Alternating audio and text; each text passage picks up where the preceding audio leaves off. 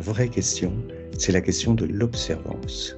Comment se fait-il que des personnes acceptent de se soigner à long terme ?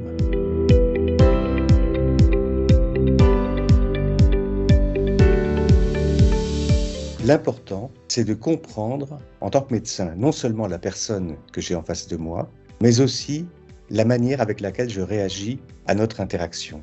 Et ce que je défends, c'est l'idée que la médecine est une rencontre. Et donc, il s'agit d'en analyser les mécanismes. Je m'intéresse depuis une vingtaine d'années à la question de la non-observance. Eh bien, c'est chez les philosophes que j'ai trouvé la réponse à la question « Comment la non-observance est-elle possible ?» Et cette investigation qui est philosophique m'a permis de comprendre que la vraie question, c'est pas la question de la non-observance, c'est la question de l'observance. Comment se fait-il que des personnes acceptent de se soigner à long terme ? Dans le cas de l'observance, prendre un comprimé, c'est une action. Alors, quels sont les moteurs de l'action ? Les actions sont causées par une attitude qui associe un désir et une croyance. Dans le cas de la prise du comprimé, de l'observance, mon désir est de conserver ma santé et je crois que si je prends le comprimé, mon désir sera assouvi.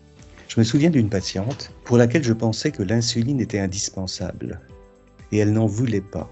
Alors je lui ai demandé « Pourquoi ne voulez-vous pas de traitement par l'insuline ?» Et elle me répond « Vous savez, c'est à cause de mon frère que vous soignez.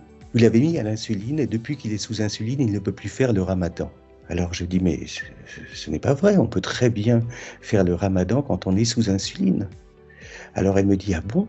Alors je lui explique « Oui. » Elle me dit « C'est vrai, c'est possible. Est-ce qu'on pourrait commencer ce traitement ?»